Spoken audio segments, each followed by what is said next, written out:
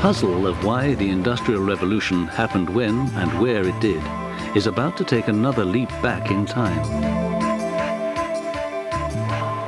So far, our think tank has traced back a number of different threads to medieval times.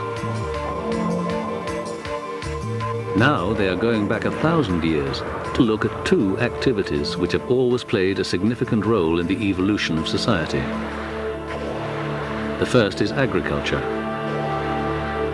The second is warfare.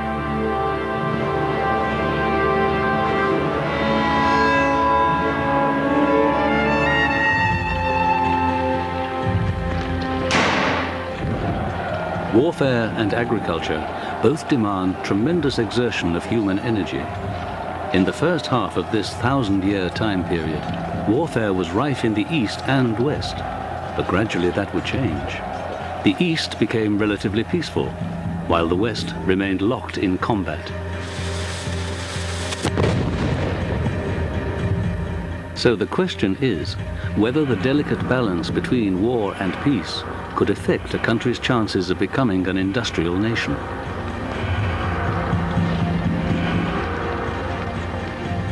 During times of peace, agriculture tied up most of the working population. Yet this pattern would change in the West.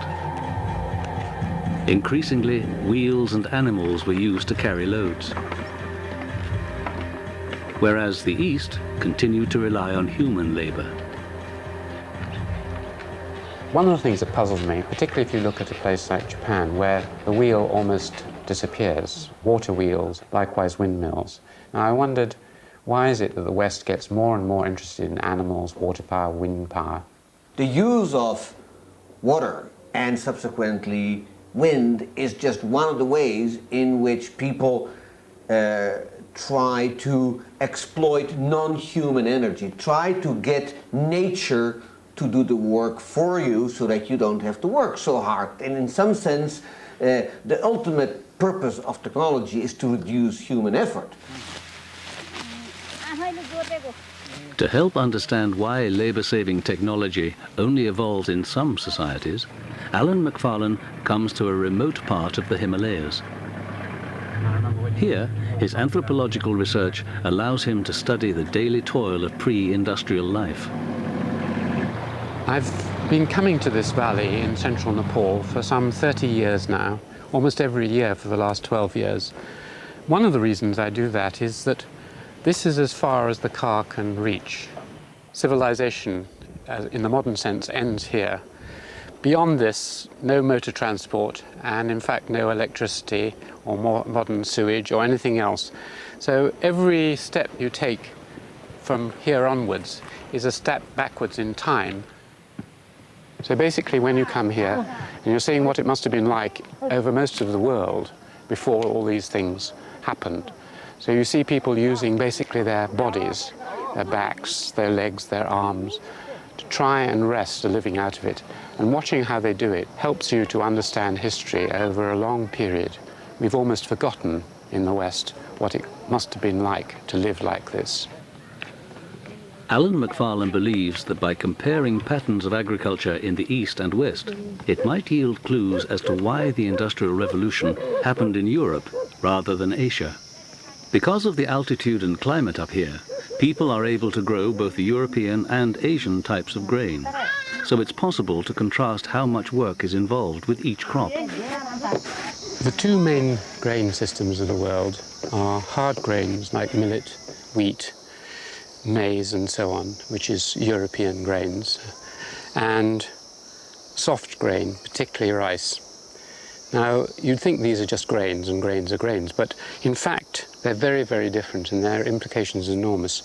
Rice is a miracle plant. It's really a vegetable that grows in swamps, domesticated, and each piece of rice produces a huge number of seeds, up to 100. You only have to keep one to replant, whereas European grains on the whole produce much less per plant, and you will have to keep at least a 15th of the harvest to replant. So that's one great difference. Rice will feed a much denser population. You get much more per acre from rice. The second difference is that rice responds very well indeed to added labor.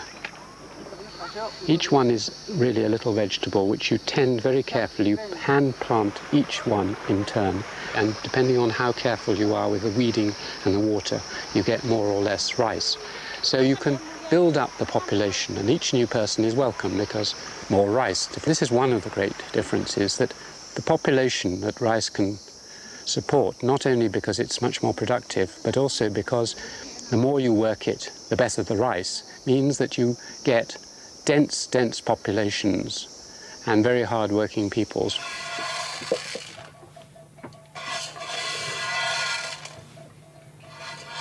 With rice, it's very difficult to get the husk off, very hard indeed. That's what protects them, the husk. So what you have to do with that is you have to apply a very sharp weight, very heavy weight onto the rice to get the husk off.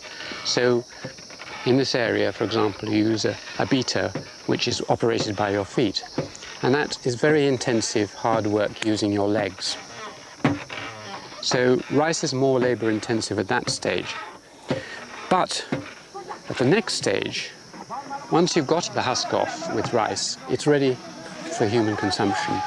Our digestive systems can eat this one grain by just putting it in water, boiling it, and you have a perfect meal. Now, the hard grains of the West are different. You just throw the seed, keep the weeds down, and that's it. They don't take quite so much work, although the soil is very heavy and you have to plough it. But certainly at the later stages, there's something very peculiar about them, which is once you get them off the husk, you can't eat them. You have to grind them. You can make them into a kind of porridge with milk and so on, but it takes a long time and it's not very pleasant. So in order to make bread, which was favoured in the West, you have to mill it. The grindstone, or rotary quern, was as popular in England 1,000 years ago as it is in Nepalese villages today. But something happened in England to change that way of life. Water power began to take over from human power.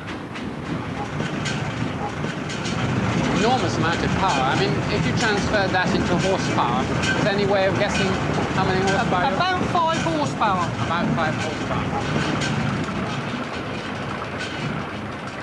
The puzzle is why villagers would bother to come from their homes in which they could have had their own personal querns and come and milled here. Why do they do that? Well, in medieval times, the lord of the manor probably owned the mill. He sublet the mill to a miller and his family ran it, but he would be getting the profit from milling, so he discouraged the hand querns. Some of them were even taken away and broken, so the people were forced then to bring the grain to the mill to be milled. So it was a monopoly of the... A monopoly, yes. So it was the beginning, in a sense, of capitalism as well as industrial civilization, because to construct something like this would be very expensive, wouldn't it? I mean, if you go to an Indian village or a Chinese village in the past, you'd never find a huge building like this full of machinery, full of complicated craft work, producing a product, which is really what industrialization is. As you did this, the idea began to spread, well, if the machine can take the strain, or the animal can take the strain, why should we do it? So you began to get a civilization in England particularly, and Holland and Northern Europe, which was renowned for being very lazy. They worked, but compared to the arduous, endless work of most peasant civilizations, the Northwest Europeans would, whenever possible, think of an alternative to using their back and their muscles. So putting all of this into two words which make the contrast. In China, Japan, India, and here in Nepal, they had an industrious revolution. That is, people were more and more hard-working, and this led them towards a kind of civilization which is immensely hard, labor-intensive. In Europe, we had famously an industrial revolution where you replaced human labor with machines and non-human power.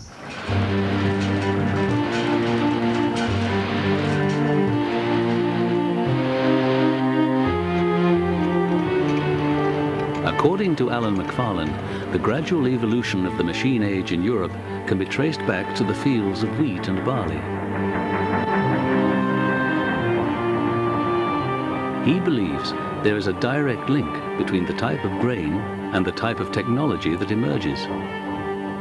But not everyone is convinced by this theory. Some rice-growing civilizations, such as China, did use machines, as Christopher Cullen points out. I can't say why the West do things that China doesn't do.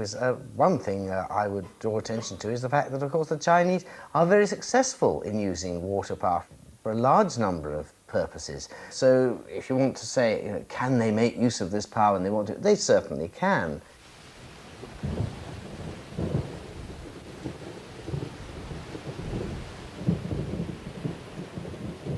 What happened in China up to 1000 AD was that agriculture changed from farming dry wheat in fashions familiar to Europeans in the north to wet rice cultivation in the south. Wet rice cultivation, because the rice plant is essentially a specialized swamp grass, means that you've got to create an artificial and carefully controlled swamp. And if you can do that just right, and it's a tricky business to get it just right, then you've got one of the most highly productive and secure crops that human beings have ever produced. No nation that's ever taken up eating rice has ever given it up voluntarily in exchange for something else.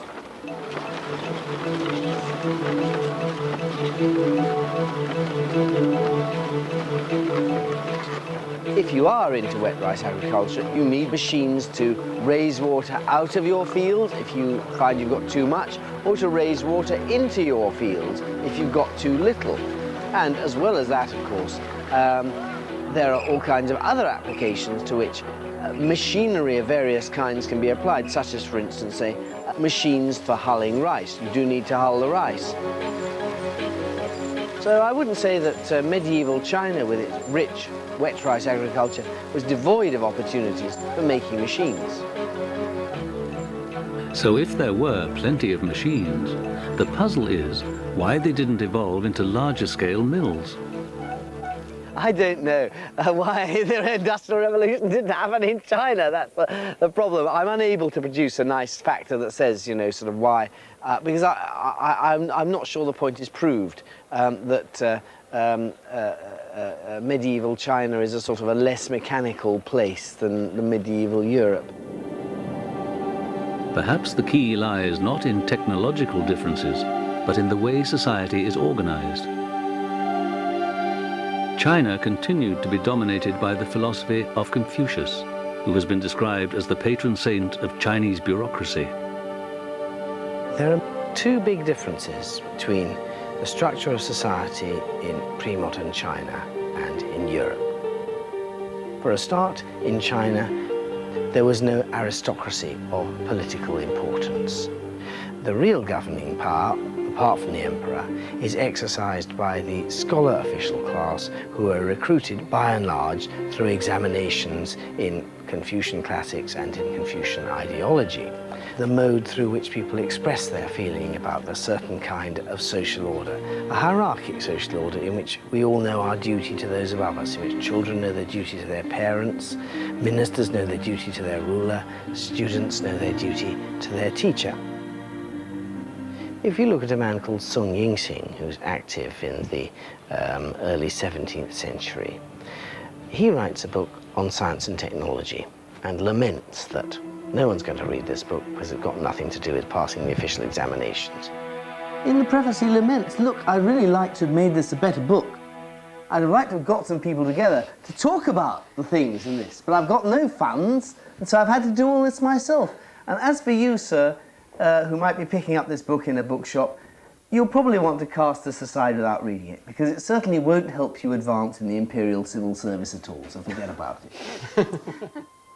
If you compare that with his contemporary, Georg Bauer, in what later became Germany, the man who wrote a book on mining called De Re Metallica, he was able to move from country to country, and also from one kind of job to another. He practiced as a doctor, he taught Greek at a university, and he also became involved with mining. There were all kinds of roles open to him, all kinds of places.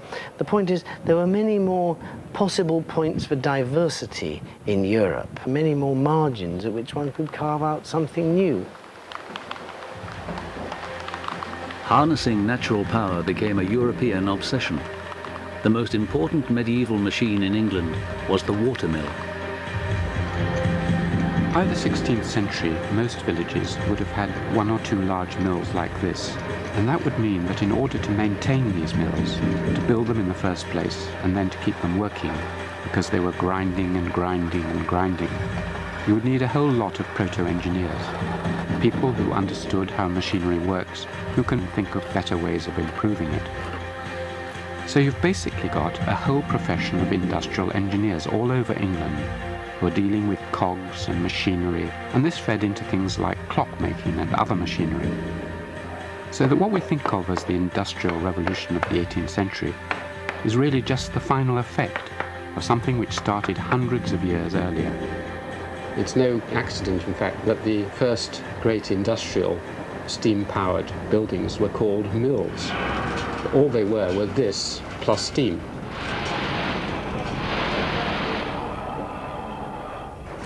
But before mills were driven by steam, there was a further critical stage in the evolution of water mills.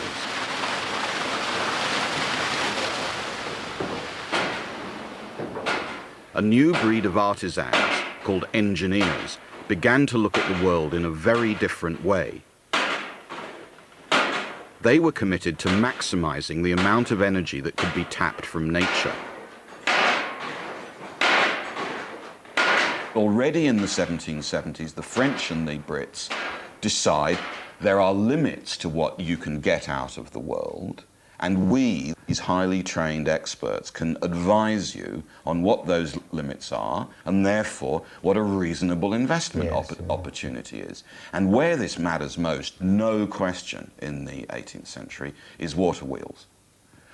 Certainly in the area with which our riddle begins, that is to say, Lancashire. Because in Lancashire, you have plausibly useful drops of height down which streams flow, especially in the area around Manchester. And they can drive mills. And French and British engineers do extremely precise experiments on the most efficient possible design for a water wheel. Should it be powered by having the stream run over the top of it, and then it will work by impact. The water will push against the wheel, and so it'll turn like this. Or should it be undershot and thus work by gravity, right? Well, highly precise experiments are done at the Royal Society by the civil engineers in Paris on the comparative advantages of overshot and undershot wheels. It turns out that overshot wheels are much more efficient. Overshot wheels spread like wildfire through Lancashire, and all of a sudden you have a vast increase in the efficiency, therefore the productivity, therefore the profit of the systems driving the new mills.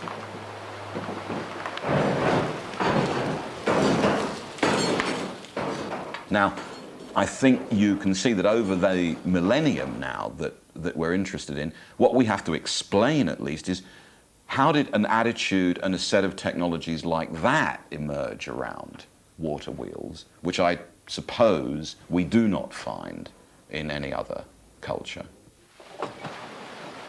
Once you think of nature as just another engineering system, and you identify natural powers as sources of profit, it becomes self-evident that you should try to model natural systems so that you're using them to the greatest possible efficiency. Because without the machine philosophy, you don't see natural forces as forces of production. You don't see the fall of a waterfall or the boiling of steam as intensely something from which a profit can be made. So that when Matthew Boulton says, "I sell what every man wants, power," and he says it to Dr. Johnson in the 1780s, he's pulling together the machine philosophy. Power means what you can generate from designing better machines, and the entrepreneurial philosophy. I sell power. I'm an entrepreneur.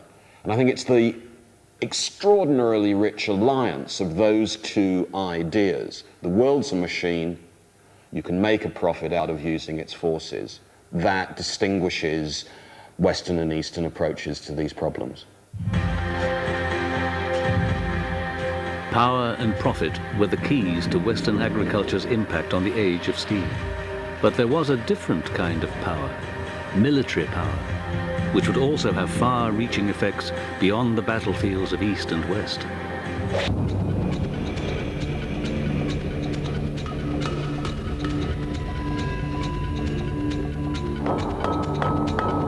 When the balance shifts from peace to war, it has a dramatic impact on the acceleration of weapons technology.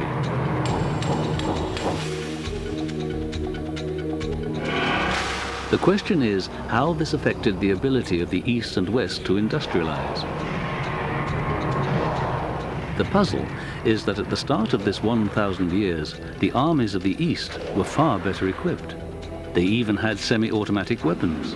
What I have here is the working bit of a Chinese crossbow, and this particular device was mass-produced by the Imperial Workshops, as you've got a number 14 on it. Just like if you look on your rifle, you see it's got a War Department thing stamped on it, a number. So the possession of sophisticated weapons employing you know, the highest technology you can get. So this thing's a really beautifully made device. I pull the trigger and zonk, off it goes, and I cock it again, ready for the next one here. This shows the Chinese were very ready to produce the very best in military technology. There's no sense that they have a gentle and unwarlike philosophy here. So it's not very surprising when they turn out to be the first people to use gunpowder weapons. It's going to go topple us. Aya! Aya! Following ancient Chinese recipes, Mr. Lear makes up mixtures for demonstrating early gunpowder weapons.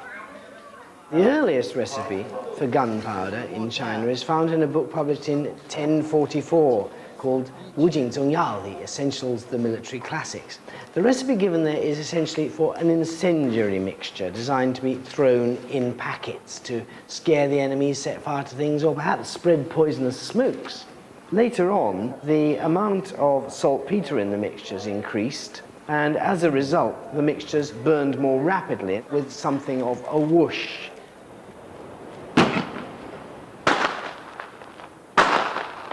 You can imagine you have this packed with gunpowder, you have it also packed with bits of junk as well, and you're trying to climb up my city wall and I squirt this towards you, it discourages you somewhat and so on. And then of course there is the fact that if it's really got a good charge in it and I happen to hold it rather weakly, it may shoot off backwards, and then I've got a rocket, which is of course another Chinese invention. The multiple rocket launcher was a medieval weapon used to fire arrows at advancing cavalry.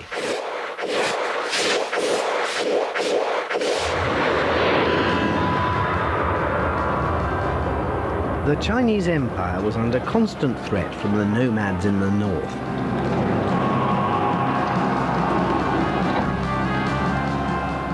There's a strong contrast between the development of gunpowder weapons in China and in Europe. In 1067, a year after the Battle of Hastings in England had been won using bows and arrows, the Chinese emperor was so concerned about the proliferation of the new weapons technology of gunpowder that he banned the export of the chief ingredients of gunpowder, sulfur and saltpeter, to the barbarians of the north. And he was right to be concerned, because over the century following his action, we see a true industrialization of warfare in China. So that 100 years after his action, we have got 11 large workshops in China with 40,000 people engaged in the manufacture of gunpowder weapons alone, and the state arsenals were turning out weapons at the rate of something like 3 million items a year. As a result of that, the armies of the Sung dynasty were certainly better equipped than any others in the world. On the other hand, when from the 13th century onwards these weapons find their way to Europe, they find their way into a rather undeveloped little world with all sorts of small states engaged in fierce military competition. There's therefore, in Darwinian terms, huge evolutionary pressure on gunpowder weapons, and they improve very rapidly because European states are prepared to put as much resources as are necessary into getting the drop on their neighbours, and guns help them to do that.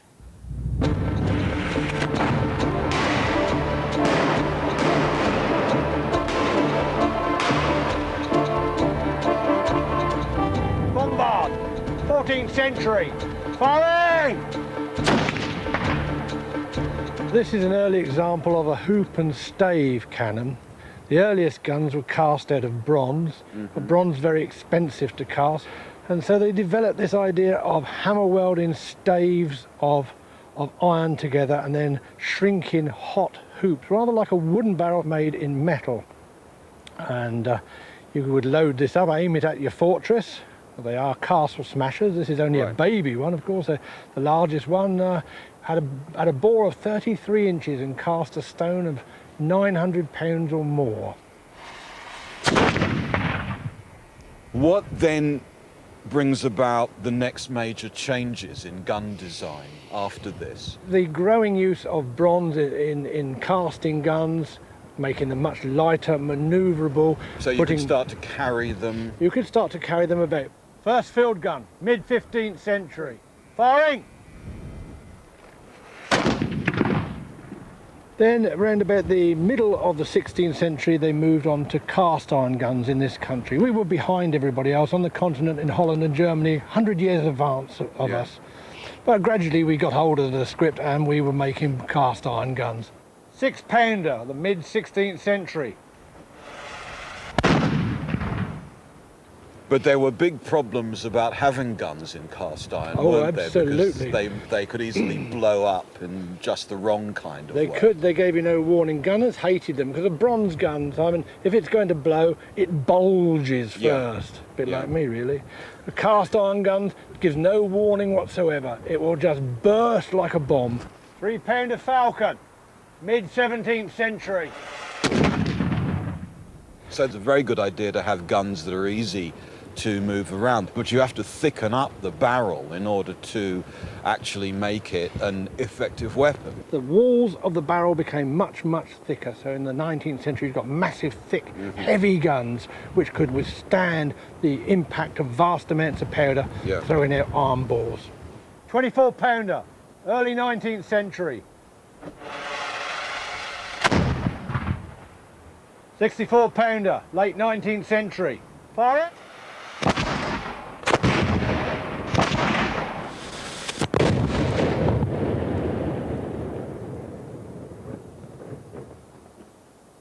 It's this combination of extreme accuracy and range and power, I think, that is the culmination, isn't it, of 19th century, in fact, Western technology over the last 1,000 years.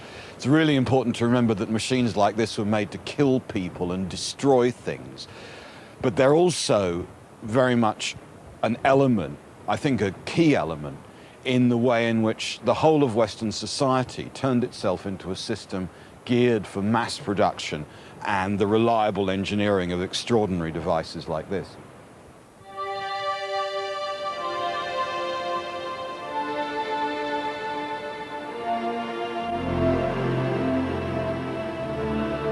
Across the world in China, the Ming dynasty eventually restored peace to the Middle Kingdom. If the wars of the previous centuries had turned out differently, perhaps China might have been fragmented into competing states, like Europe. Instead, it sealed off its borders to the rest of the world and was unified into a huge empire. To maintain peace, it outlawed gunpowder weapons.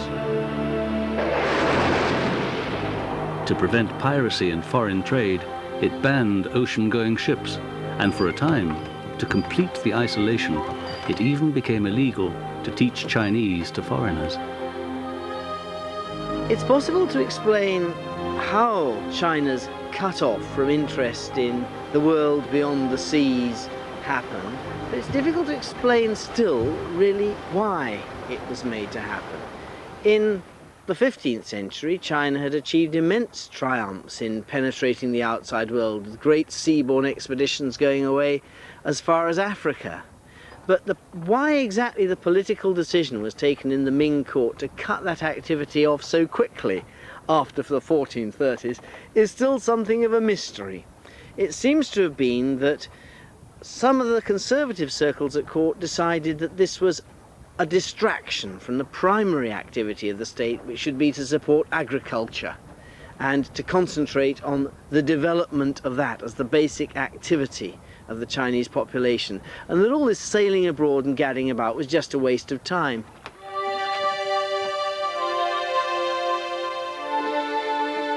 The merchants of China continued to enjoy prosperity, even though trade was confined to coastal waters. From their point of view, there was very little they needed from the outside world, so they certainly did not feel cut off. You may well be right that they were doing pretty well on their own. Thank you so much. We don't need it. I mean, the country was vast. You could have anything you possibly Huge desired. internal trade. It's amazing. And yes, but there was also a large South Asian trade. Absolutely. And Yeah. this European trade, what It was was it? But a perceived as blip, marginal. a blip on the horizon. Yes. It may well be true that the trade with the Europeans is a blip on the horizon, but you ignore them at your own peril, because they will show up one day with gunboats, as they did everywhere, and they'll try to take your land, and they'll try to force you into humiliating peace conditions, and they'll chunk large pieces of your cities away and turn them into free trading areas, like the British did with Hong Kong. And so maybe they're a blip on the horizon, but boy, that blip grows quickly.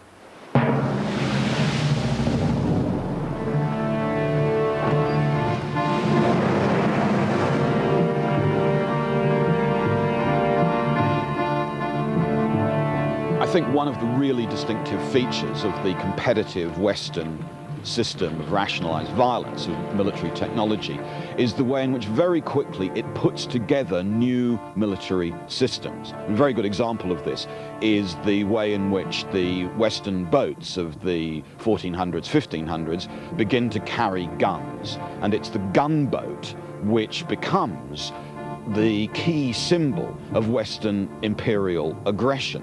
And that combination of really very large guns, heavier than you could handle on land, being carried on boats across the world, is a really good example of the way in which an ingenious systems building tradition starts to develop in the West. The sort of gunpowder weapons the Westerners have been given are things that can shoot projectiles at long range, so you can lie offshore and blast a port into smithereens. Something that wasn't happening in China, where there was nothing like the same amount of pressure to make these weapons as good as possible. This is the culmination of 500 years in which the weapons have been changing constantly and very quickly, all the time. And increasingly scientifically. I mean, we have this artillery officer's calipers. This is an 18th century English device which you used to measure the exact size of a cannonball and then the size of the barrel which you were going to put the ball in. And it has mathematical tables engraved on front and back which, most importantly, tell you that for a given weight and range, this is how much gunpowder you should put in the charge. Now, what this shows you is an accountancy of killing. Once you have heavy iron cannonballs, especially on ships, and you cast gun barrels of a certain size, the catastrophic effects of getting your sums wrong go up exponentially. I mean, it's not just discovering a rocket when the ball blows up. You will kill most of your own men. So you need to be able to do these sums.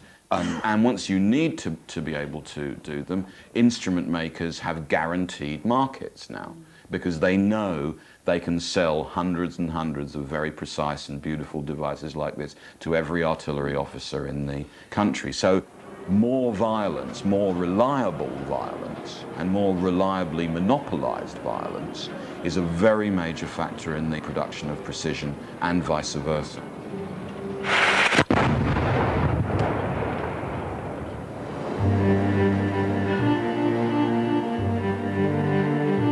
The manufacture of cannons became a major industry in the arsenals of Europe. Here, armourers, metal workers and clockmakers pooled their talents in a unique collaboration that would lay the foundations of the steam age. Cannon molds were made in two halves, which were bolted together and filled with molten iron to produce a solid barrel. The center was then bored out. The idea of boring a cannon by independently manipulating the drill and the cannon was later used to finish steam engine cylinders. There's a very close relationship, I think, between firing shot out of a cannon and the way steam engines work. Think of a cannon as a kind of one-shot engine in which the ball takes the place of the piston and the barrel of the gun takes the place of the cylinder. If the ball is too closely fitted into the barrel, then the barrel will bend or explode. If it's not fitted closely enough, then you're not using enough of the energy developed by the force of the explosion to fire the ball out of the gun. The same is true of the way in which steam engines work. You have a piston being pushed up and down a cylinder. If the piston is engineered too close to the diameter of the cylinder, it will jam, the cylinder will bend or deform, and the engine might even explode.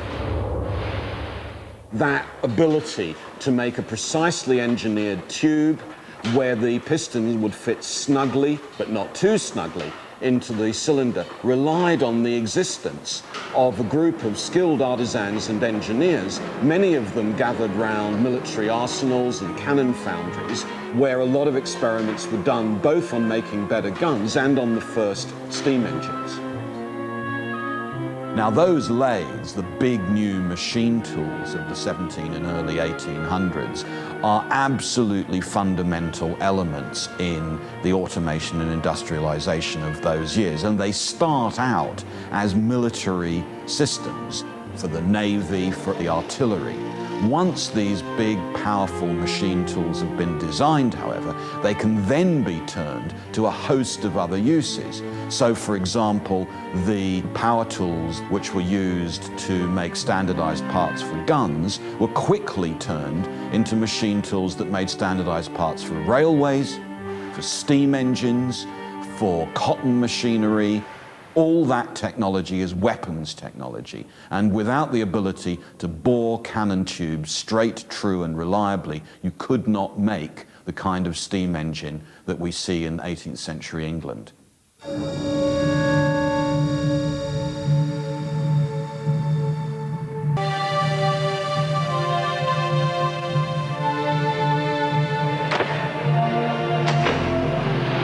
Ten years after the triumphant opening of the Manchester to Liverpool Railway, a more aggressive display of industrial might was being unleashed in the South China Seas.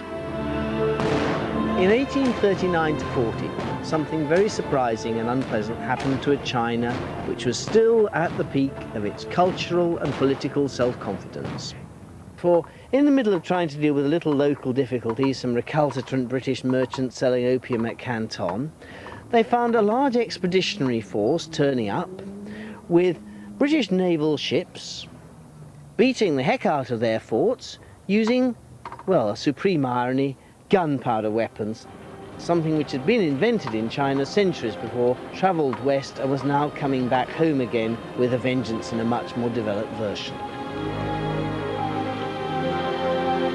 It had become obvious in the East that a huge gap opened up between Eastern and Western military capacity. And that gap made the East modernize. So the big question was, could you get the advantages of Western guns without the problems of westernizing the whole society? The Chinese thought yes, the Japanese thought no, and that explains the very different paths of westernization that China and Japan then take.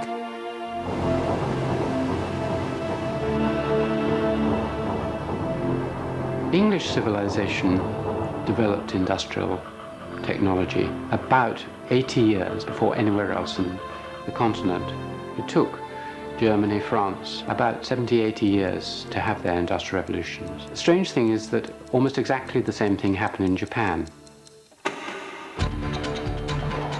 It had its industrial revolution in the late 19th century, in the 1870s, 80s. It was about 70 or 80 years ahead of China. It took off just like that in 2 generations, from about 1870 to 1910. It had turned from an absolutely agrarian craft civilization into the foremost industrial civilization in the East.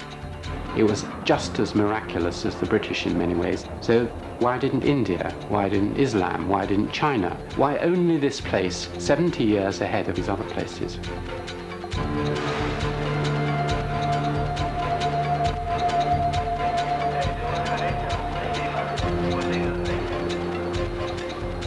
If you travel on the famous Japanese bullet train, the fastest train on earth, you're struck by Japanese technology and the speed at which they can hurtle people along on metal rails using wheels. And yet if you'd gone back to the time of the rocket in England and looked around Japan for some antecedent of the bullet train, nothing, not even wheels. The basic thing that you need for a train, a wheel. They didn't have any, so it was a civilization which had forgotten the use of the wheel. This apparent mechanical amnesia was created by the widespread availability of human labor. It makes Japan's rapid transformation even more puzzling.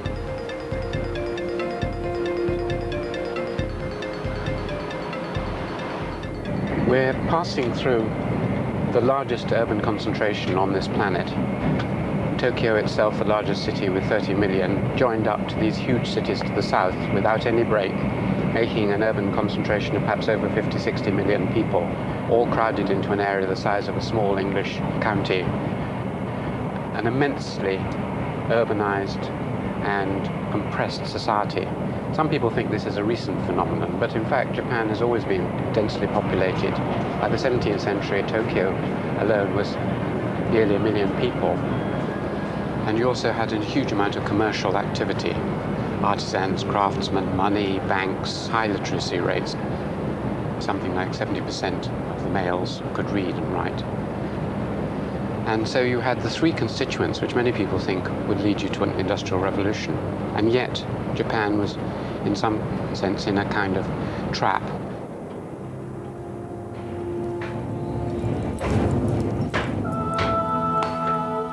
The story of the samurai epitomizes the problem. To produce a samurai sword required months of painstaking craftsmanship. Even when the samurai stopped being warriors and became the ruling civil service elite, they continued to wear the sword as a symbol of their feudal power.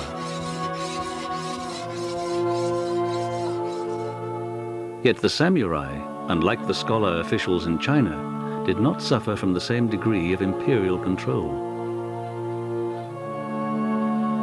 One young man, called Yukichi Fukazawa, rejected the aspirations of his traditional samurai family. He had an insatiable curiosity about the West, which would drive him to play a key role in transforming Japan. He learned his first crucial lessons about the West in the 1850s, when he attended this school in Osaka, which was one of the few places where Japanese could learn about European science and technology. His teacher had learned Dutch from a small group of merchants who'd been allowed to trade with Japan. They were trying to catch up with the whole of Western learning of some 200 years. The scientific revolution poured in to Japan through this tiny school here, nowhere else in Japan. There are only about a dozen books in this so-called university or college here for him to study from. So, for instance, there was nothing really on physics. So when they learnt that there was a local daimyo who had a book on physics, there was great excitement, and they asked as a special favor to borrow this book, but they could only copy a bit of it in one night. So they chose the last 300 pages, which summarized Faraday's revolutionary theories in electricity. So one group of students were sharpening the pens, another group were making the ink, and another group were copying it out, and they managed to do it so that the leading experts on electricity in Japan were in this school.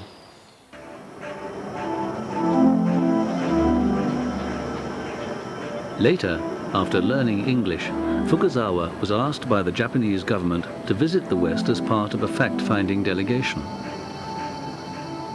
he had little interest in seeing the great feats of science and engineering. He knew this information was available in books. What did interest him was the underlying fabric of European society, which he believed underpinned the economic achievements of the West. He was fascinated to witness political debate.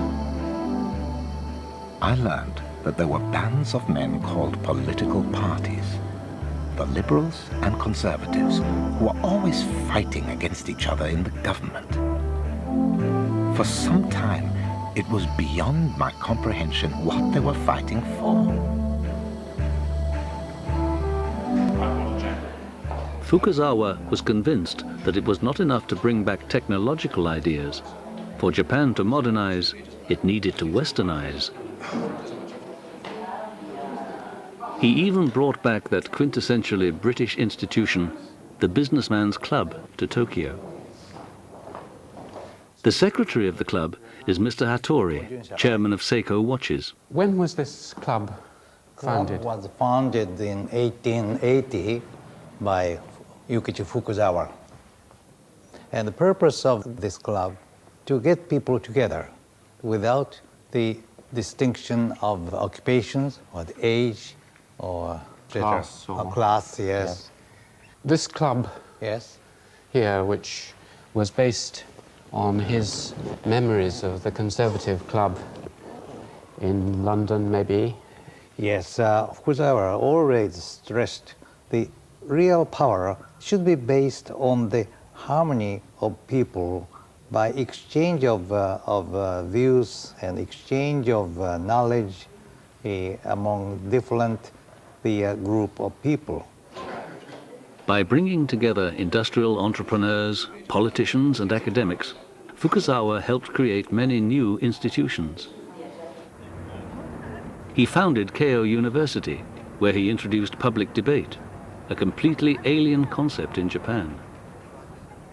He modeled the speaking hall on a New England church he had seen on a visit to America. His legacy of modernization secured him a place on Japan's highest denomination banknote.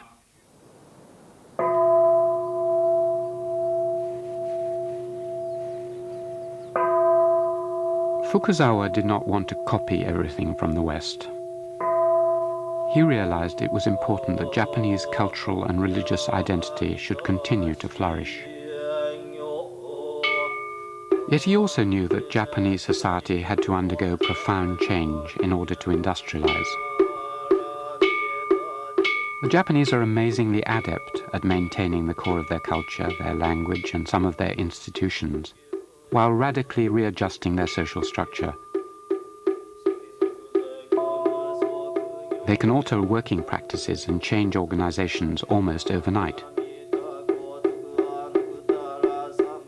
The integration of Western ideas into Japan's traditional culture helped me appreciate that many of the underlying features of Western society that we take for granted are essential ingredients in the making of the modern world.